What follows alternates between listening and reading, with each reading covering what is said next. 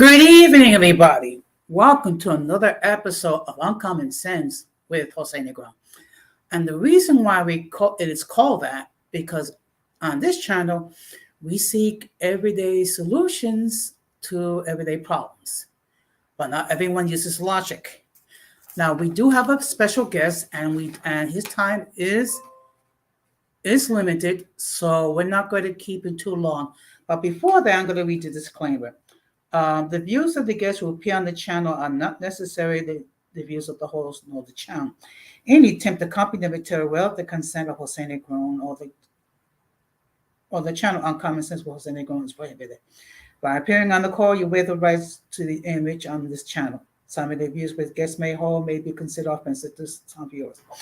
Those who appear to be under the influence of alcohol or drugs will be removed from the panel and from the ban from Uncommon Sense with Jose Negron. If you do not like the content, you can block the channel. And now we're going to bring in Tim Delgado. How are you, Jose? Good evening, Tim. How are you doing today? Good. Can you hear me? And am I visible? Yeah, I can hear you. And if necessary, I can put on my headphone. So it's not a problem. Okay. Well, first of all, I just want to say thank you very much for coming into my cyber home and sharing your expertise. I know that your time is busy, so we're just going to jump into the topic, which is how to select a capable therapist.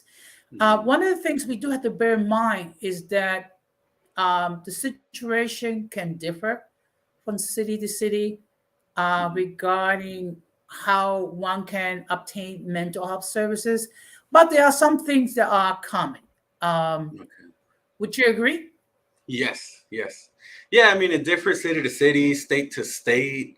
Different states have different programs. Yeah, different cities have different programs, and but yeah, it's a good topic you're bringing up because a lot of people look for help. And I had told you before, I think a lot of people come to me and tell me, wow, I had to go through like 7 therapists to finally find the right one. So yeah, it can be it's a very interesting question. You're going to help a lot of people with this. But yeah, it does vary from city to city, state to state. Most of the time, to begin the process of looking for someone capable, I mean, what everyone's told to do, I think here in California, everyone has, like their insurance card. And there's a number in the back. And you can call that number and ask for the therapist in your network. Is that how it works in New York? More or less the same thing. We can call or we can go on respected health networks websites and do research regarding a therapist. The problem is what it does. It provides a name and a contact number, but it doesn't provide any more details. I just want to let people know that we are live on YouTube, Facebook, and Periscope on Twitter. And I also dropped the link in chat. If anyone wishes to ask a question, by all means do so. As always, let's try to keep it respectable because we do want to provide a safe environment for people to share. Okay. Now, one of the things that I believe is that before you seek a therapist, you have to be able to define what is the issue or issues. It's similar to when you go see a doctor regarding a physical ailment. The doctor is going to ask you questions, and then the patient will give feedback regarding what are the symptoms, and based on the feedback that the patient provides, the doctor will provide either medication or a course of action to remedy the problem. Yeah, and go ahead. I'm sorry. And I believe it's the same thing regarding therapists as well. Hmm. Yeah, it's kind of like you're looking for a doctor that best fits. And here's the thing: a lot of people, they find out where to go or what kind of therapist to look for from their doctor, because they go. Some people, especially people with anxiety and panic attacks, they go to their doctor. A lot of them thinking they have a heart problem, and their doctor tells them, no, you have anxiety, you need to go look for a therapist. Does that make sense? Mm, And that's what, mm, for some people, that's where their journey starts. They're thinking they're getting symptoms, they go to the doctor, and the doctor tells them, oh, you need to go. The doctor may prescribe medication or send him to a psychiatrist first, send the person to a psychiatrist first, and then from there the psychiatrist will prescribe medication, and from there they'll go to a therapist or they'll get referred to a therapist. mhm. um, but for people that are not going to a doctor, um, yeah, like I get calls from people that are just having panic attacks. I get calls from people that are going through a relationship issues. So I feel like half of the, like, not half, there's a lot of people that have insurance and they go with their insurance therapist, and then there's other people that don't have insurance and they start going the other route, which is well, I feel like now Yelp is a big thing. I get a lot of clients from Yelp, but I feel like it's a good thing. The reason I feel it's a good thing is because you've already seen people that have been there. When I started getting clients from Yelp, I started looking at other therapist clients, and you see the feedback, you see the responses, you see it can give you an idea of how the therapist works in a way. But yeah, go ahead. Okay. So now, as I stated before, I think a person needs to be clear on the why they seek to be Yeah. seek therapist. Okay, Mhm. and then be mindful. There are certain therapists that are more of an expert regarding what type of therapy. Oh So not yes, every. So as, I don't know if that makes sense to you. yes, yes. Uh, okay. So once you define what it is, what it is that you need therapy for, and then you start, doing your searching. Now, what Mhm. I noticed, what they will do is they'll do like an initial intake. I don't know if that's the same thing in Los Angeles, but that's Mhm. done in New York. Mhm. Before the therapy, or Actually, what they'll do is I'm gonna talk about my personal situation because right Mhm. now I'm currently seeing a therapist.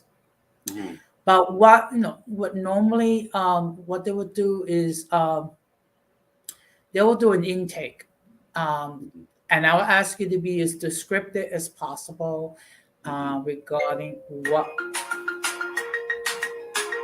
Sorry about that. It's okay. That was my that was my therapist. That's always a reminder regarding my appointment. Mhm. Um, so you will need to be very give detail information regarding what is the circumstances, how long has the circumstances has been, and you need to be completely honest. Mhm. You're talking about the form, right? Yeah, as far as the form, and some therapists, what they'll do is they'll do the initial intake at the first session. Yeah, yeah, yeah. I mean, it depends who you go to, because in some private practices, the form is shorter since they don't work with a lot of insurance companies. Does that make sense? But Yes. yeah, there's usually an intake form where they get an idea of, based on the questions, they get an idea of what you're going through, or if you go into a doctor first. And I feel like that's the first thing I recommend people, depending on the issue, unless it's a relationship issue. I Mm-hmm. recommend first they go to their doctor. to make sure there's nothing else wrong. Does that make sense? Mm-hmm. Um, and yeah, because some people, like I'll give you an example. There's some people that they feel weird, they feel anxious, and they go to their doctor, and sometimes they have a pinched nerve that's causing anxiety. Does that make sense? So I Mm-hmm. always recommend people go to your doctor first, and then from there, you're gonna go to a therapist. Now, when you go to a therapist, yeah, there's an intake form, and in that intake form, there's a set of questions which gives the therapist an idea of why you're there and what you're going through. But I feel like apart from Mm-hmm. that intake form, the first session is the like for me personally, the first session is the session where I get the idea of what's going on and how I'm gonna help that person. Does that make sense? But yeah, Yes. depending on what you're going through, it's gonna depend who you go to in a way. Mm-hmm. Yeah, if it's an I see. anxiety issue, yeah, like if you have a relationship issue, you're gonna go to LMFT, licensed marriage and family therapist. Mm-hmm. Um, and if you're going through something else, you're gonna go to a regular therapist or a CBT, cognitive behavioral therapist. If you're going through anxiety or if you're going through panic attacks. So so yeah, I mean it depends on the issue. But yeah, in that intake form, a therapist could get an idea of why you're there and how they can help you. Okay. Um, would the process be different if a person perceives that they're in a state of depression? I mean, I categorize depression, anxiety. It's like I put anxiety, depression, and even people that come with I don't know if you know what depersonalization is or derealization. People who feel disconnected from reality at times. It's basically they feel Mm-hmm. foggy or ungrounded. So I Mm-hmm. base those in one category. Does that make sense? Because Mm-hmm. they're very similar in a way. Uh, Depression in the long run can turn into anxiety, and anxiety could bring that disconnect feeling. Um, but I categorize that as one because I also see people for relationship problems. That's another category for me. And then I have the other category for myself where people that are dealing with like OCD, that's a whole different category. Does that make sense? Mm-hmm. But most of the time, people that are dealing with stress, depression, anxiety, panic attacks, yeah. When I first see those clients, I want to see if there's a current issue that's causing it. And then I also go to their past to see if there's anything from the past. So in my first session, I try to determine what's the root of what's causing that. I always ask them, is there something that happened right before your anxiety happened or right before you got depressed? And usually they tell you their what's going on at the moment. But then I always use this phrase. You got to understand the roots to understand the fruits. Sometimes the problems that we're going through now are the fruits, but there's roots in the past. So I also try to go to the past because in that first session, I see what I need to, what emotional charges I need to work on. And some of them are rooted in the past. Okay. Question: have you ever had to dealt with patients that seem rather hesitant or or on the initial phase seems to be somewhat hostile or reluctant to share their personal information regarding what it is that they're dealing with? Hesitant to share like the whole, kind of like their whole story, their Yeah. whole, okay. Yeah, I have dealt with a few. I deal with those more with the relationship sessions. Hmm. Couples counseling or marriage counseling.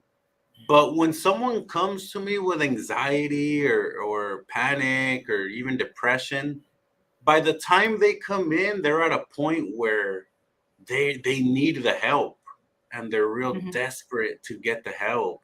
This is the thing about with certain psychological problems or mental disorders. When people come in, they know it's something serious, and for some people, they know they can't control it. So most of those people open up. Mhm. But when it's relationship issues, yeah, sometimes in relationship issues, sometimes one or both don't open up. So I have to split them up in sessions so they can be more open. Okay. Um, is it your personal experience that certain groups are more hesitant to share their personal information than others? What do you mean by groups? Okay, okay, let's keep it 100. In the Hmm. In the Latino community, which we are members of, Hmm. that's not always encouraged. We're not always encouraged to seek Hmm. therapy, and particularly for those from my generation and the generation prior to my generation. It's true. Um, I mean, the fact of the matter is, when you publicly acknowledge to some people that you're seeking therapy, the first Hmm. thing that they assume that you're crazy or you're nuts. Hmm. It's true. You don't see a lot of older generation Latinos coming to therapy.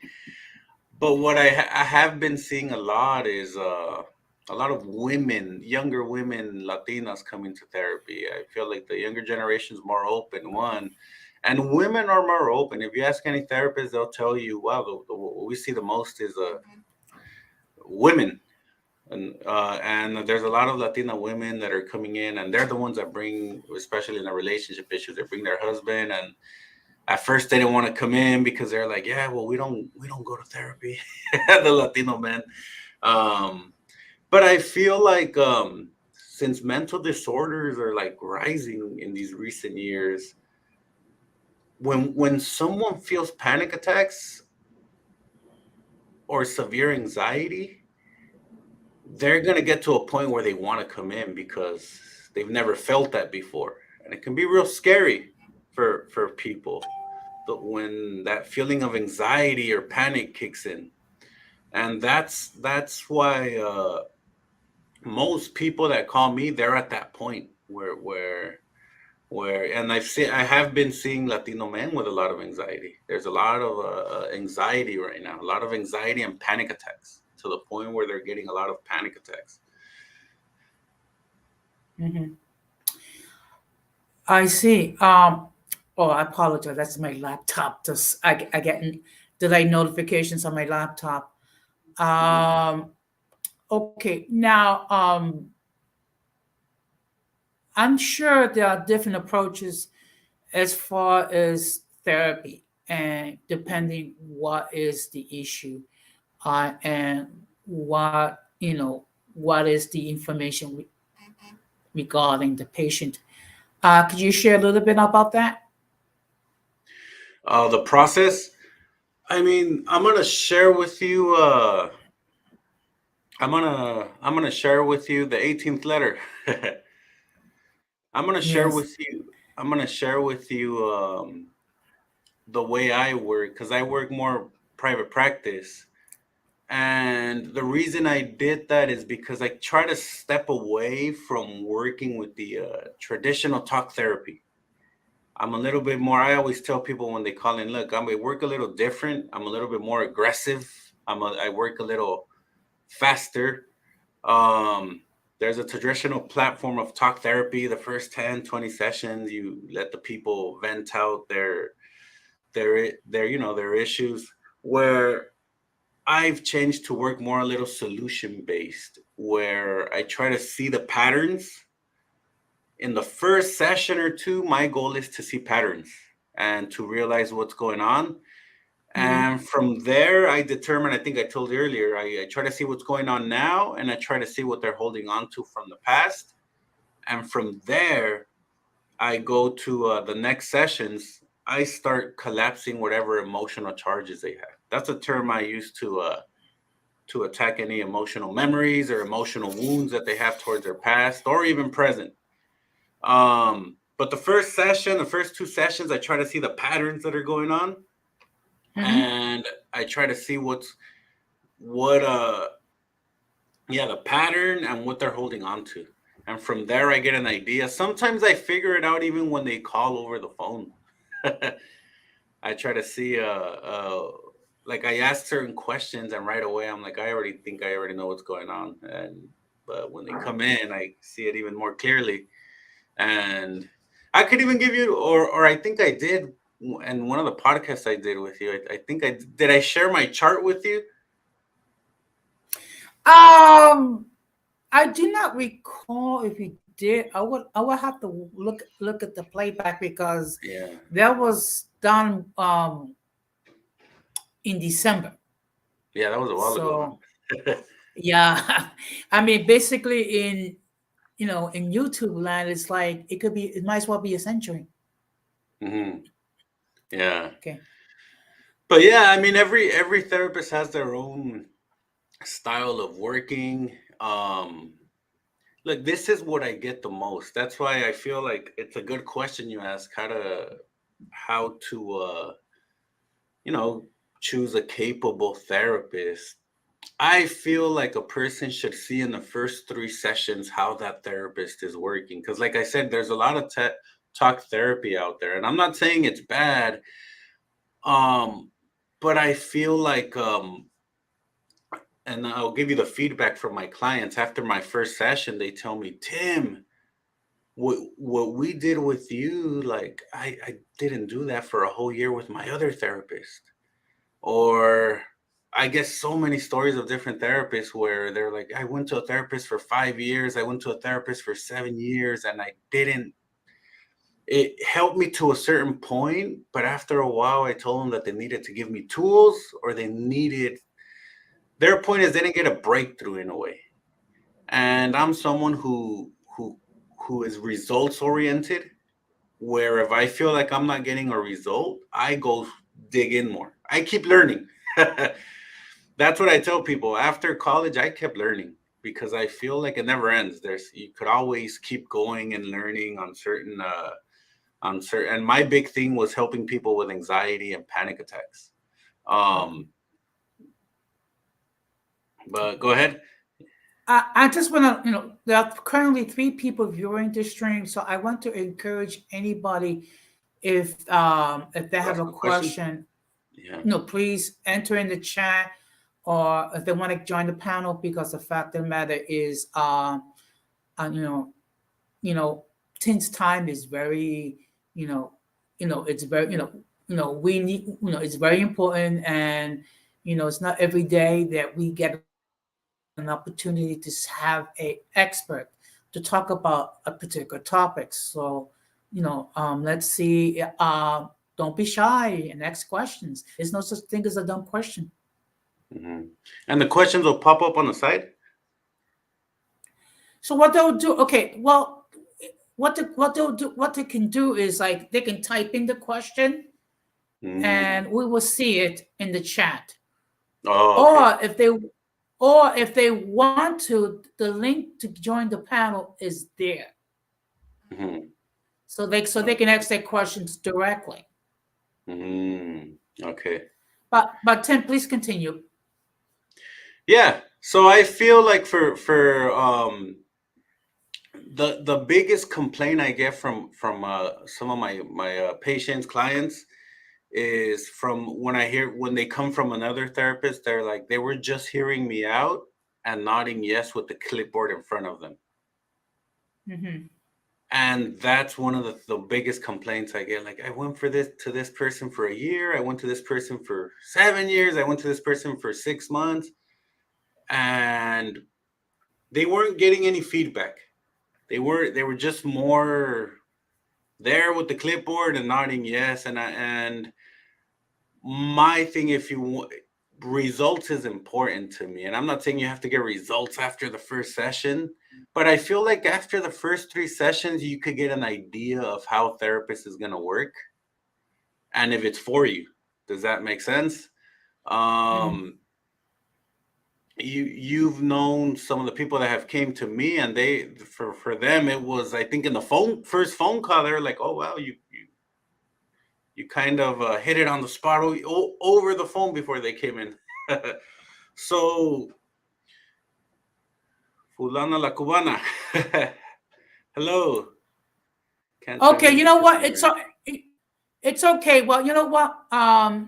Even though you're not able, to answer your questions, I'm sure the information that Tin is providing will be beneficial to all of us. Hmm. Yeah, and I feel like results. I thought you froze. For results is everything, and I feel like if someone starts to give you some results in the first 3 sessions, you should stay with that therapist. If you start feeling or seeing the bigger picture on something, you should stay with that therapist. And if you feel like it's just gonna be too much talk therapy, too much venting. I mean, it depends on the person, because there is some people that just, I've had people that told me straight out, like, oh, I just want to talk to someone. I just want to vent to someone. And I've told them, like, look, I work differently, so maybe I can refer you. Um, Go ahead. If you have a question. No, I was just about to share something. One thing that my therapist will do, he will give me like a task to perform. Oh Like yes, every week will good. be a different test. Like for the first week, Hmm. um, he directed me to brush my teeth with Hmm. my non-dominant hand, which is my right hand, and Mm. then share my experiences, and that there was like certain words that I have to use to describe what was the experiences. And then every day, what I will do is I will send an email to share my thoughts. Mm. So he gave you like homework, like tasks to do. Yes. Yeah. Yeah, and that I like that, because I feel like they're more involved. I give a lot of homework sometimes, but yeah, I feel like when they give you a task, that I feel like they're more present, more involved, and you're not just doing the work in the session. You're doing the work outside of the session. Does that make sense? So Hmm. it's something that's happening consistently. So I do like that. I like that. I like that you're they're putting you to work outside of the office in a way. Hmm. Yeah. Yeah, and I think that's good. Yeah. I give home, like, I give some homework, and I also recommend books to read, so everything can stay, so they can, because my thing is that I want to change a certain way of thinking for some people. And to do that, I have certain books I recommend to help them do that. Okay. We have okay. Okay, here's a question. Hey Tin, how about bad childhood trauma stop people's growth as an adult? I mean, childhood traumas can affect so much of your adult life, and that's why people come into therapy. I said a quote earlier: you have to understand the roots to understand the fruits. Most of the time, Hmm. we're fighting with the fruits, but the roots go way back. And I'll give you an example of this. Sometimes when I have Hmm. couples in here, I ask each of them, who does your partner represent? Your mom or your dad? And they get surprised. And the woman could say something like, "Oh wow, he's like my dad, real chill," and he's like, "Oh wow, she's like my mom, real angry." Because everything goes back to the roots. Does that make sense? That's just one little example, but I'm just Hmm. giving you an example of a lot of the time the roots. And I'll share my experiences with you. I changed my major to psychology at 18, 19, because I was getting anxiety at that age. And part of my anxiety was, I saw my mom and dad fighting since, like, as far as I can remember, and it was violent. Hmm. So I internally vowed as a kid, I'm never going to be like my dad. So I softened up. I felt sorry for what my mom went through with my dad. So I created a guilt for being firm in relationships. In high school with Mm-hmm. the guys I would fight, but in relationships I was real. I always cuz I was real to the feminine side. I was real soft in a way. And Mm-hmm. so that's a great example of how your past can affect you in adulthood. And it wasn't until my 20s where I realized my pattern and I realized what was happening. Does that make sense? But yeah, of course, Mm-hmm. yeah, your childhood traumas can affect you in a negative way. It can create anger issues. It can create anxieties. But here's the other thing, that it's not just negative traumas, and this is something that I see a lot today. It's not just the negative side. Too much of the positive can cause things. Too much, I'll give you an example. What do I mean by too much of the positive? Too much over support, too much over enabling, getting spoiled, parents saying yes too much, or a parent not being there to say no. Too much of the positive can create entitlement.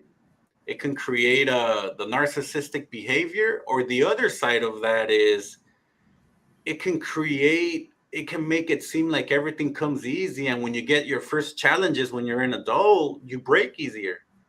That's Mm-hmm. what I see a lot with Generation Z. I feel like they got so much of the positive that when they face one challenge, they break easier, Yeah. and they created a false reality for them, so they have a false expectation on reality, and you could either break easy or get anger issues. Does that make sense? Mm-hmm.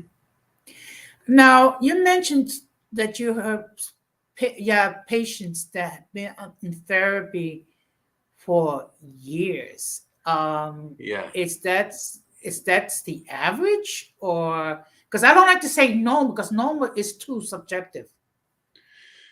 You don't like to say, what did you say? You don't like to say no? I don't like to say normal because the problem Oh, is because words like normal, good, and bad. I mean, in my yeah. judgment, is very subjective when it comes to Yeah. therapy. I mean, it depends on the therapist. It depends on the issues.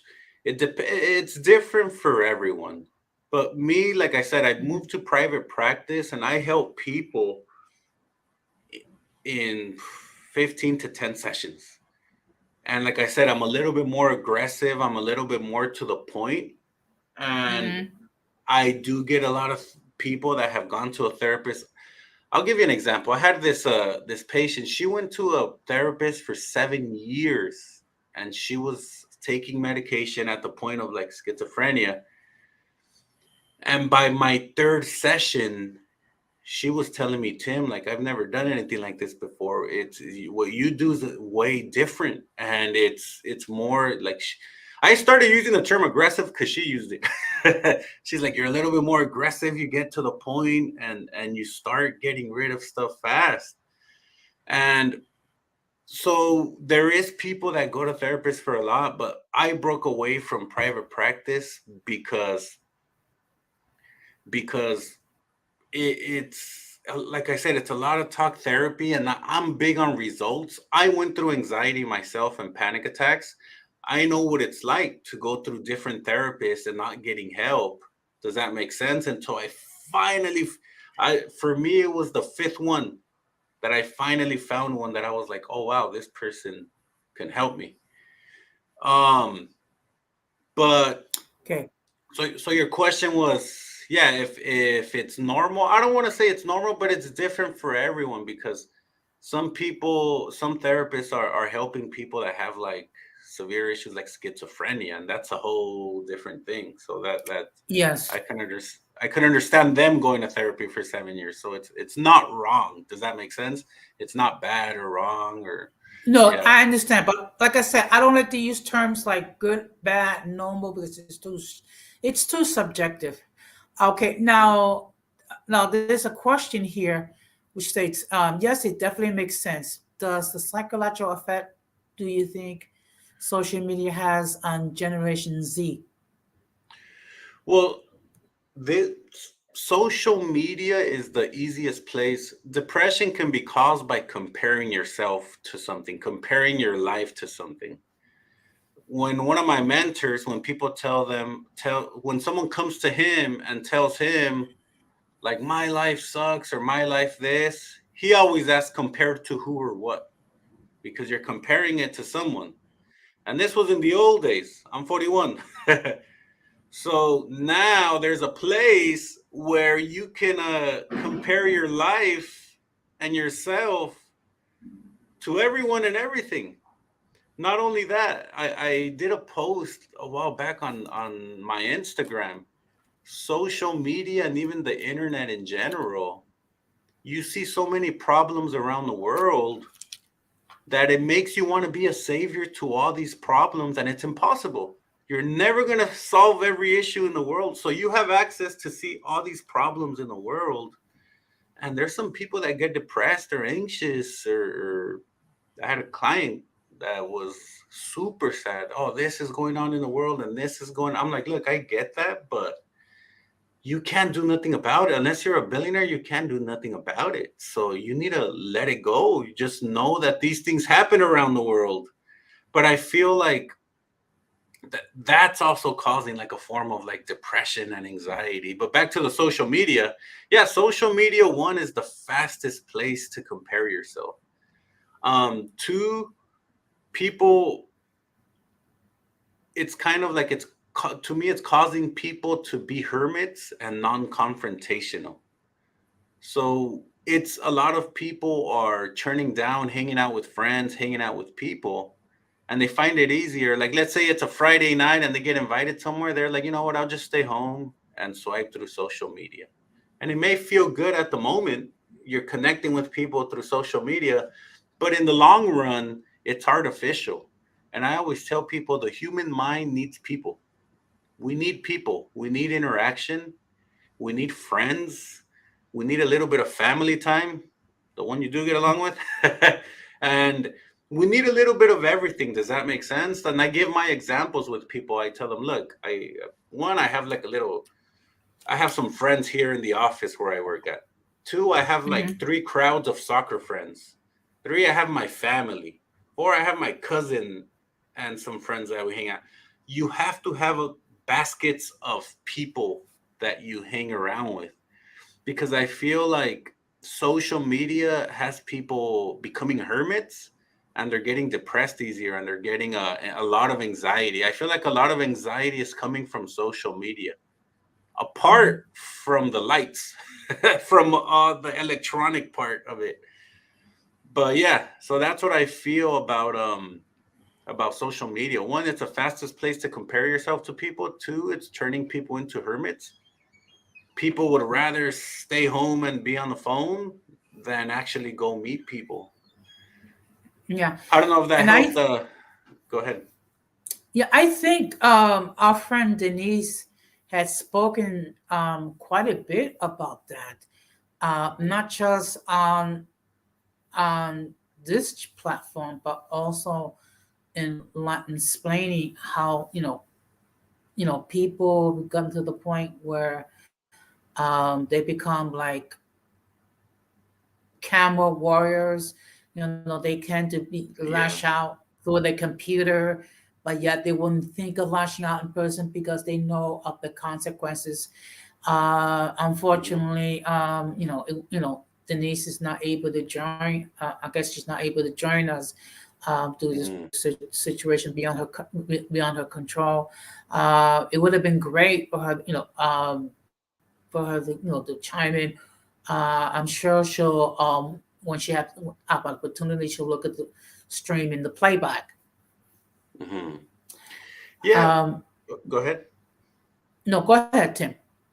I was gonna say, and there's two sides to things too.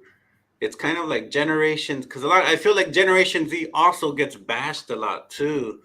So there's two sides. The softer society's getting, the higher the mental disorders. Hmm. Why? Because humans need challenge, human needs structure, and humans need accountability. Does that make sense? But I also Mm-hmm. understand the other side of, because I'm a big fan of accepting reality. And the reality is that part of our life is going online. So we have to accept part of that. Does that make sense? Mm-hmm. I heard it from a speaker. What's his name? He's big on social media. Gary V. He's like, look, Mm-hmm.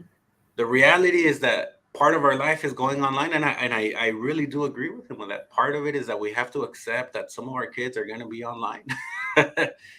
But Mm-hmm. I believe in balance. I always believe in balance, and I feel like I'm starting to go back to the look up to the older generations. Like I asked my mom, "Hey, did you ever feel anxiety or panic attacks?" She's like, "I didn't have time to feel that. I was busy working." Um, the way I explain that is productivity is part of mental health. When the human mind perceives that you're not producing or contributing, it's a matter of time before you go into self sabotage. And I Mm-hmm. feel like this generation has more time on their hands than other generations. And you can only think Uh, positive for so long. yeah, that's that's true. And when I don't know if you ever noticed, but there is a situation where you have certain creators that have streams that are 8, 9, 10 hours long. And again, I never, I don't knock people for doing it. But the fact of the matter is, how could you talk about something for 8 to 10 hours? The longest I ever Right. done was 3 hours, and that was dealing with the issue with toxic femininity, and Yeah. that's a very controversial issue among the ladies Yeah. because automatically they assume that they're being attacked, even Yeah. though I've said it numerous times throughout the stream. Some are toxic, others are not. Yeah. And that's a good topic too. Toxic femininity. Well, this is the thing. When I see couples here, I don't see them as man or woman. I want to see who the masculine one is, and I want to see who the feminine one is, because that tells me a lot. Does that make sense? And I want to see how far they're tilted to the masculine and how far they're tilted to the feminine. The Mhm. biggest problem I see in therapy is polarities are switched. Women are in the masculine, men are in the feminine. And so I'll give you an example of how all this starts.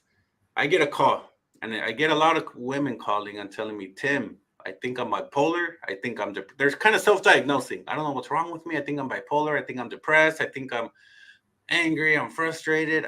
And right away, I ask them, are you in a relationship? And they're like, I am, but what does that have to do with it? And I'm like, who's the more fiery one, confrontational one that can express their anger at the moment? And who's more passive, bottles things in, goes with the flow, non confrontational? Right away, these women are like, oh, I'm the fiery one. I'm the dominant one in a way. And I'm like, do you ever feel like you're taking care of a kid? Oh my God, yes. I'm like, I think the polarities are switched. You're the masculine one, and he's the feminine one. He may be too soft, but it's not just him. I tell them, you have a guard up because something happened in your past. And right away they're like, you know what, there's a lot that happened in my past, and it's hard. I'm realizing that it's affecting me now. And I tell them, like, sometimes I feel like masculine women, I tell them over the phone even before they come in, I'm like, you're stuck in limbo. You're at a point where you want your man to lead, but when he starts leading, you shut him down. And then stuff happens and you want him to lead again, and he starts leading and you shut him down, and you're just caught in this cycle. And they're like, that's where we're at right now.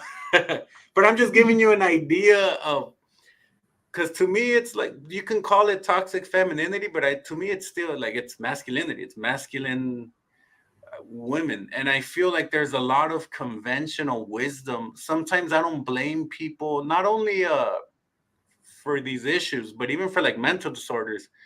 Sometimes I don't blame people too much themselves, because there's a lot of conventional wisdom on the internet. Conventional wisdom telling people you don't need no one. Even like in some new age spirituality, you don't need no one. You just need yourself to be happy. It's easy to say that when you're 25, but it's different when you're hitting 38 or 42. I get a Mm-hmm. lot of women that are like 38 or 42 telling me, Tim, I'm single, I'm childless. What's wrong with me? I'm like, I think you bought into that conventional wisdom. And if it's different when it's different to say you don't need no one when you're 38. And they're like, you know what? I think you're right. Yeah. So someone Okay. said, do you Here, think the lack? Okay, go ahead.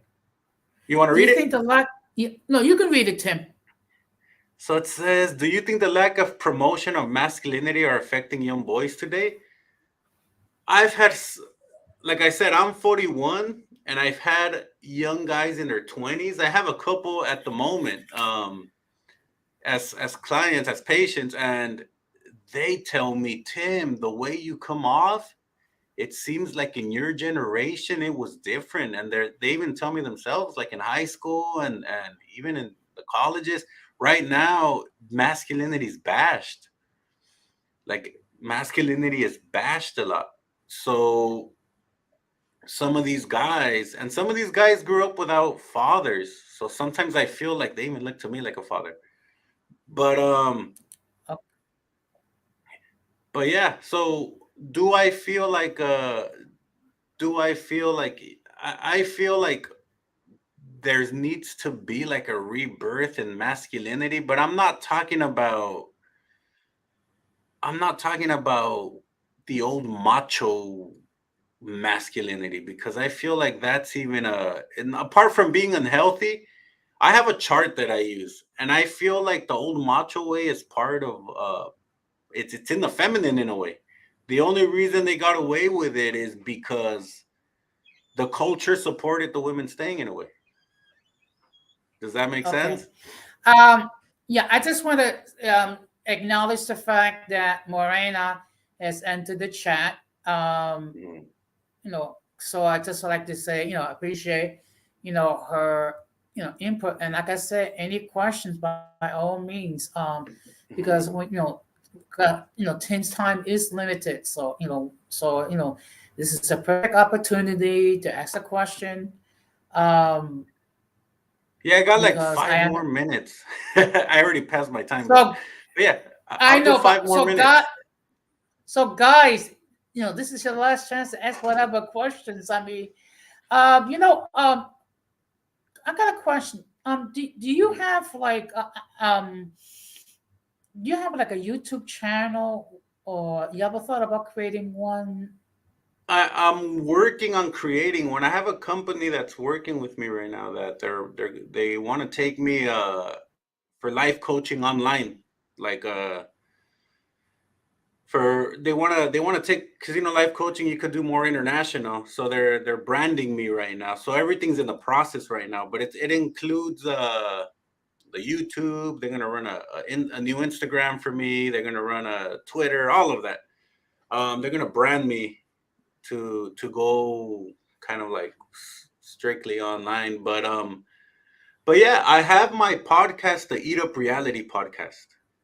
And the Mm-hmm. reason I call it the Eat Up Reality podcast, you can find it on Apple Music or on Spotify, is because I'm a big fan of eating up reality. And I feel like I feel like a lot of emotional pain is caused by not seeing reality. A lot of Mm-hmm. emotional pain. My thing is the more you accept reality, the less you get triggered by things. Does that make sense? And I Mm-hmm. feel like that's one thing that the older generations had over us. They knew how to accept reality more than I feel like our generation. And that's I'm starting to honor in a way some of the old ways of the older generations in a way. Like even though the polarities, when I was talking about masculine and feminine polarities, I'm even to the point at where I'm thinking, wow, the old religions, even though I don't agree with a lot of their stuff, they were trying to keep polarities in place in a way. And so I'm looking back at the old generations like, wow, certain stuff they had a point. Yeah. Okay, let's see.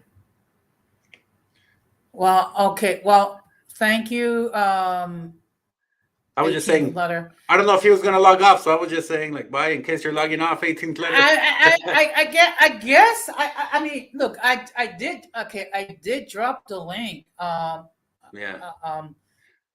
But I and I know you, and I, you know, the fact of the matter, we do appreciate your time because I Mhm. know. I mean, this is a topic that we could discuss, but the fact of the matter is, your time is extremely Yeah. And I limited. wanted to tap on one more thing But that you just, brought up. Go ahead. mhm. No, just that Yeah, topic I that just you want to brought let up. people. Go ahead. Yes. Go ahead. Go ahead. Sorry. Well, actually, next week's stream, we're going to be discussing the myths regarding the millennials Oh. because Mhm. there is some misconceptions regarding that generation. I mean, not all millennials are the same, just like Mhm. not all baby boomers are the same. So what we're going to be doing is we're going to try to see if we can destroy some of those myths. Yeah. Yeah. And even like Generation Z, like I said, I don't want to bash on Generation Z too much because I used to have my office in Santa Monica over here in the Hulu building. And I used to Mhm. meet a lot of young people that were hard workers in the tech industry. They worked for tech and they were making a lot of money. They were young and they were working more than 8 hours a day. So I feel like there is that group in this younger generation that is hustling. Yeah. And Okay. Generation Yeah. X. So I was born in 1980. What's my generation? I don't even know the years. Um.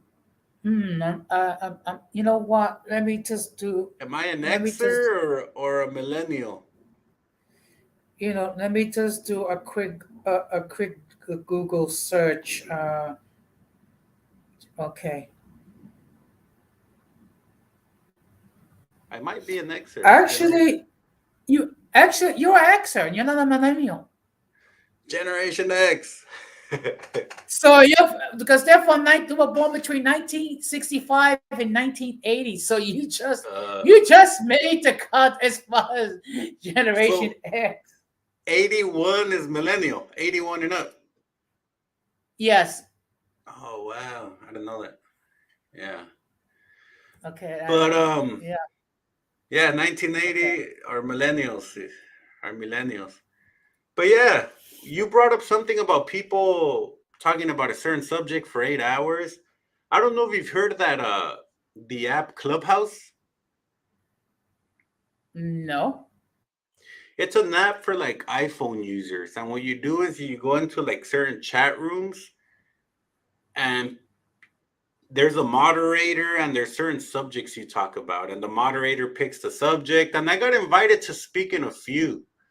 But I got the app because people told me, well, if you're going to plan on going online and doing the life coaching thing online, maybe you can grow your business there, start growing your business there. But one, I didn't click with the app. But two, in that app, there was people that in the beginning, in the morning of my day, they would be online. And I would get home like at 10 at night and they were still in the chat rooms. And I was like, what the heck? Some of these people have too much time on their hands. But then again, it was the peak of the pandemic, so I don't know if it was that. But there is people that are. I feel like they're online a lot. Well, okay. Well, one thing I made. Okay, I made a couple of decisions when I created my channel. First of all, it's going to be a safe environment where everyone can express their views, and even if we disagree, that we could be agreeable when we disagree. Number Mhm. one. Number two, people are not going to be yelling at each other and over shouting each other. Number three, let's see what this comment says. Mhm. Okay. Um, Another thing is that I am not going to do 8, 9, 10 hour streams. First of all, I'm sorry. There's no way I can talk for 8, 9, 10 hours. Even if I have other people on the panel, there's no way. And usually, my streams are anywhere from 90 minutes to 2 hours. A couple times I'll do a little bit over.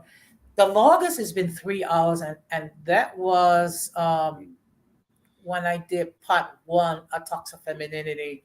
And actually, I could have continued for at least an hour or two, but after a while, you do get tired. Okay, so Yeah. But yeah, I mean, any other questions from you, Jose, before I you know what? Okay, what's this? Let's see what this says. Don't hate Jose. I love to.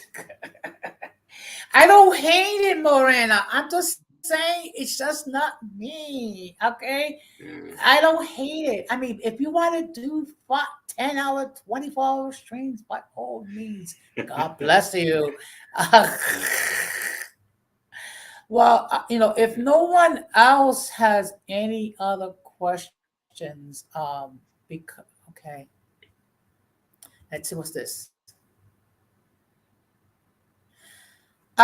Some men are toxic. Let's keep it 100. Some men are toxic. Okay. So I I hope feel you I like hope you don't think so. I hope you don't think I'm toxic. But yeah, for that question, I feel like it's not about man or woman. It's if that person is masculine or unhealthy masculine or unhealthy feminine.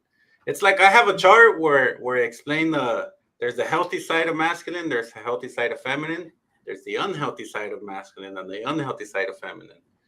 So the toxic, there can be toxic people. There she's all laughing. But if a woman is in the unhealthy masculine, she's toxic. If a man is in the unhealthy masculine, he can be toxic.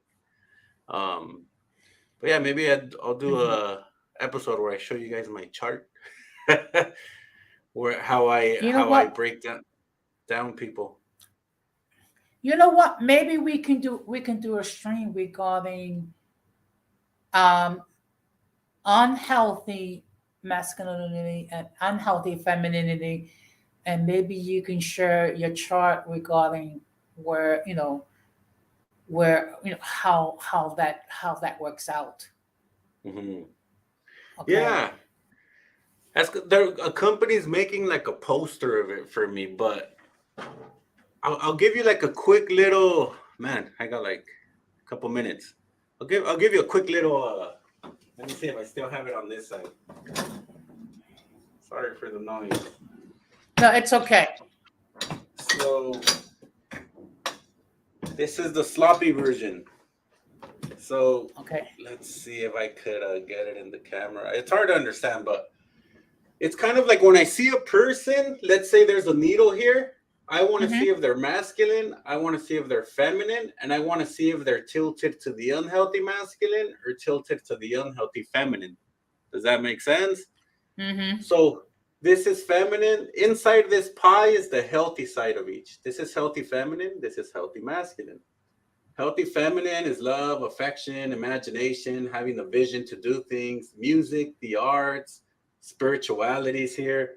Healthy Hmm. masculine is more having structure, more reality based, having the urgency to do things, initiative, kind of like taking the lead in doing things, and doing things at the moment. What do I mean by doing things at the moment? I don't know if you can hear me. I went away from my mic. Yes, I can. But doing No, I can hear you.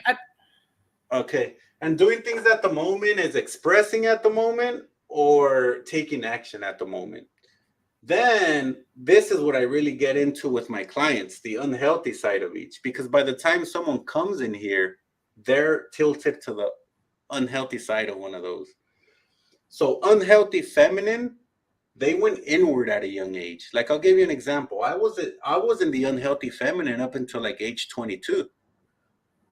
I would bottle things in. These people, they're overthinkers, overanalyzers. That can turn into anxiety and depression in the long run.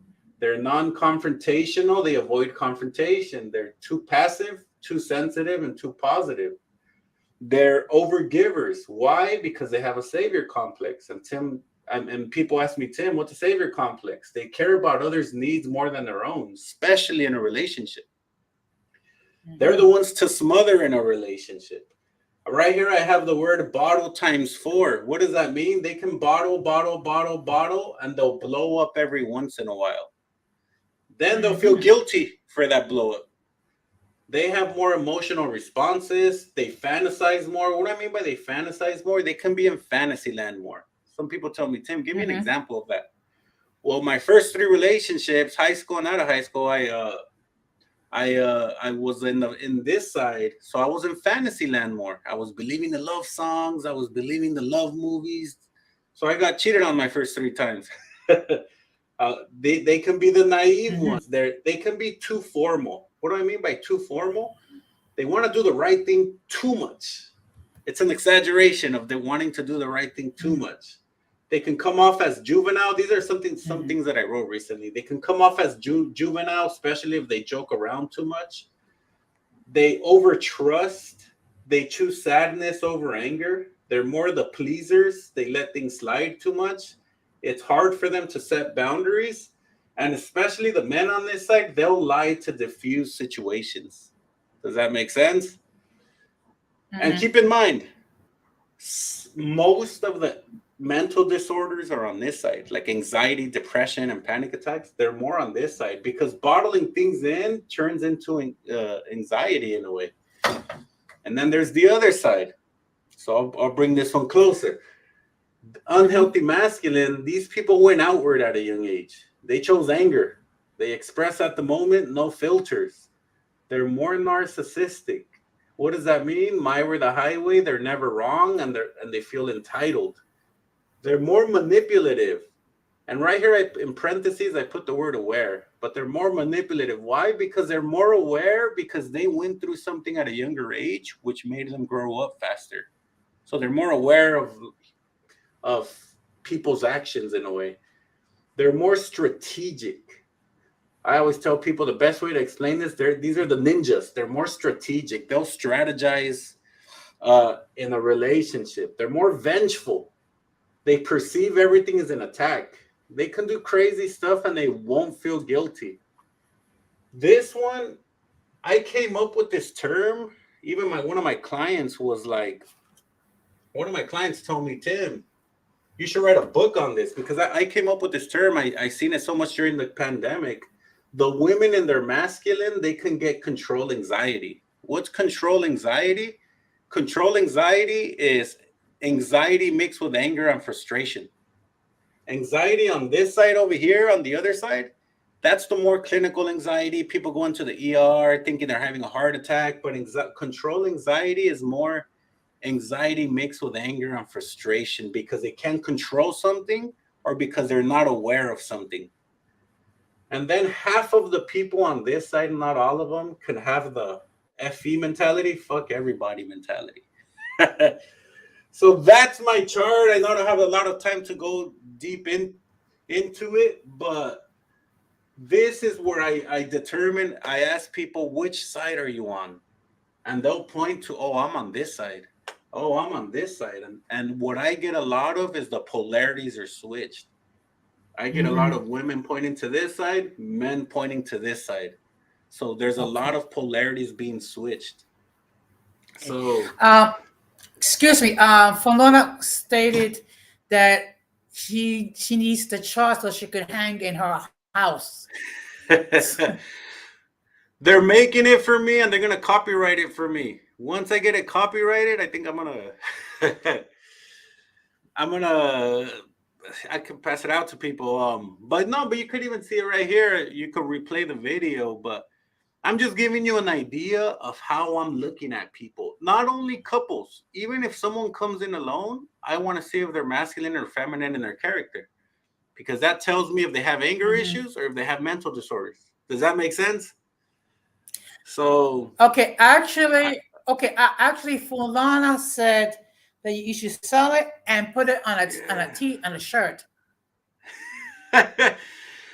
Some of my clients, they take a picture of it and they're like, "Man, I took it to a party and I was breaking down everywhere." But some people tell me, "Tim, how did you come up with this chart? This is like 700 to 800 sessions. My clients taught me this. I started seeing so many patterns and traits and connecting so much stuff that my and maybe this could come to we're going round circle to the title of your of this podcast. Choose a therapist that's into what they're doing, because I'm so in love with what I'm doing. I came up with this chart. I'm super present, connecting patterns from the client in the morning to the client in the night. I'm connecting patterns from a client today to because clients, someone asked me, "Tim, what's the best book you've ever read on psychology?" And then you know what I told them? My 700 clients. Because I had they'll teach you what works and what doesn't work. Does that make sense? So what I Mm-hmm. tell people is, look, there's a lot of philosophies out there, but in here we get the ones that don't work. And they taught me a lot. I had my own philosophies, but my clients pulled me back to this, kicking and screaming. So that's all the time I have for today, Jose. Did you like the chart, Jose? Well, first of all, I just want to say thank you very much, Tim. For as always, you do bring a lot of good, down to earth information, and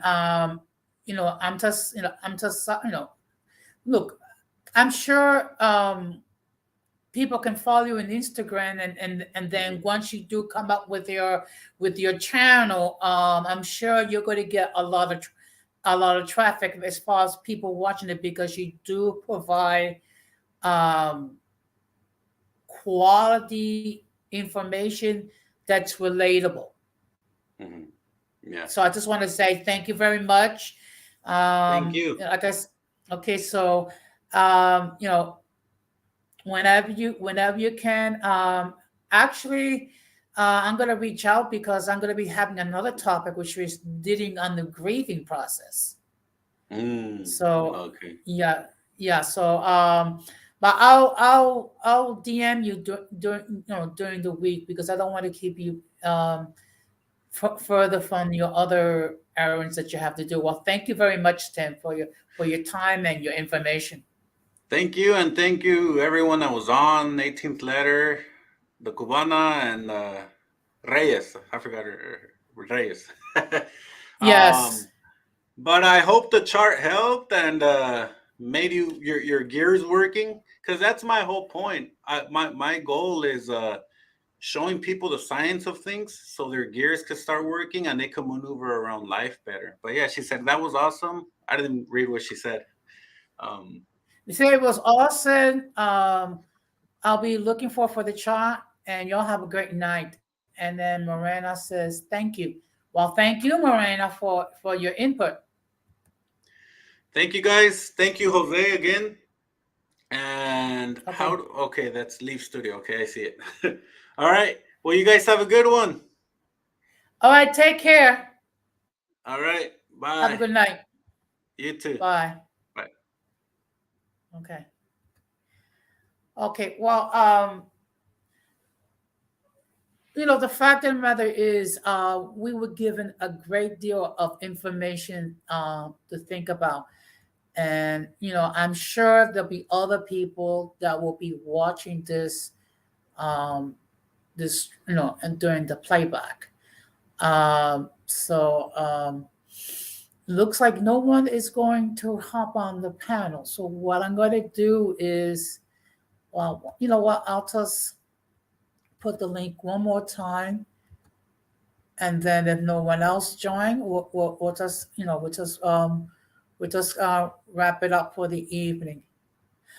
The fact of the matter is, it's great when you have an expert to share their expertise. I really, we really do appreciate it very much. Thank you very much, Tim. So let me just share with everybody. Okay. Well, I thought she was driving though. Um, well, anyway, I'll be on. I'll be okay. Okay. Okay.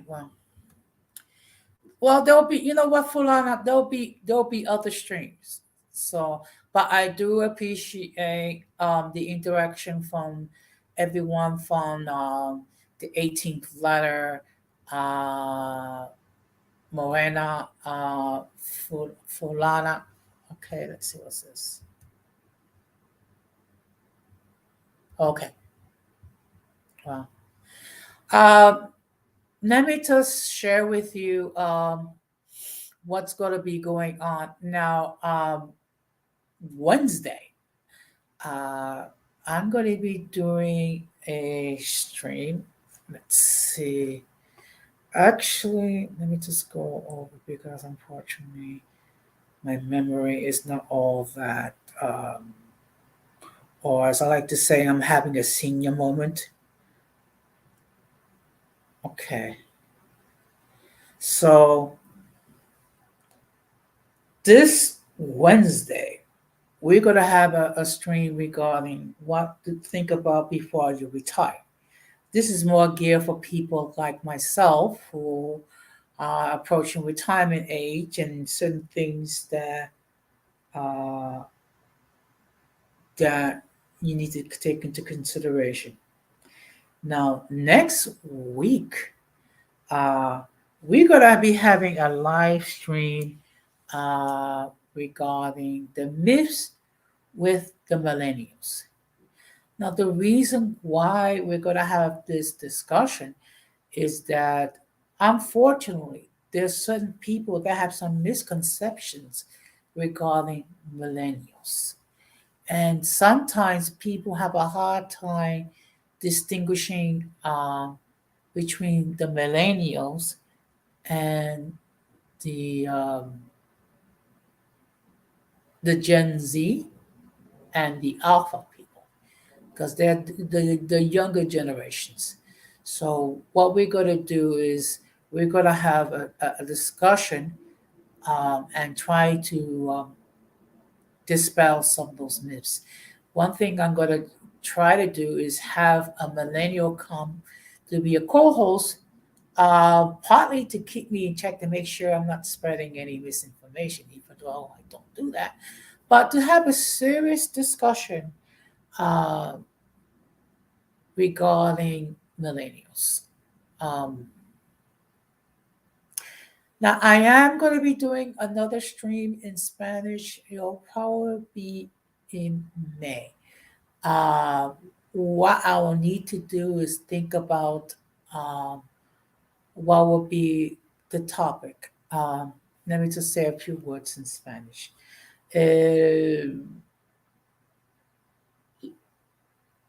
El próximo mes vamos a tener un stream completamente en español.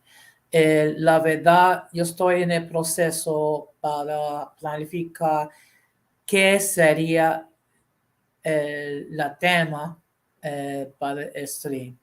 Eh, Cuando llega el fin del mes, yo voy a tener más información. Espero que habrá más participación. Um, so I just said, hopefully when we do our next stream in Spanish, it'll be more participation. I just want to show my appreciation to all the people who has supported my channel. I appreciate all the people who watch my material. I also appreciate those who have liked my content.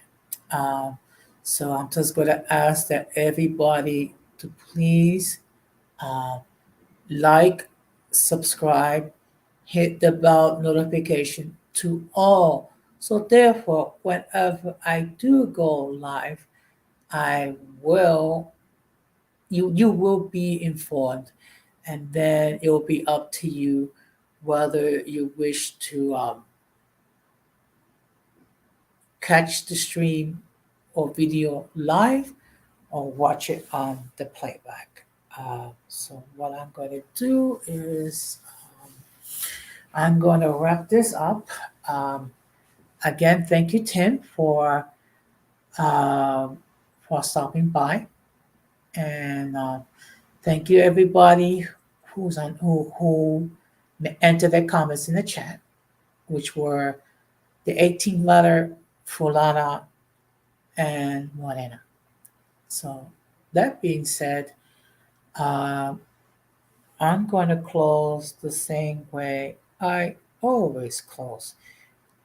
People, do not let the errors of the past damage your future. And we must do everything possible to minimize our contact with the mentally and intellectually challenged.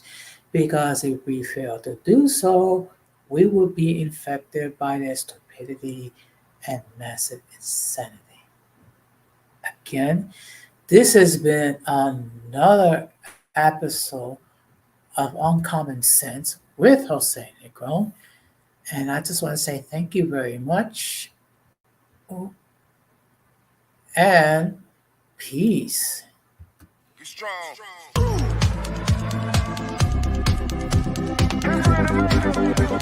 strong.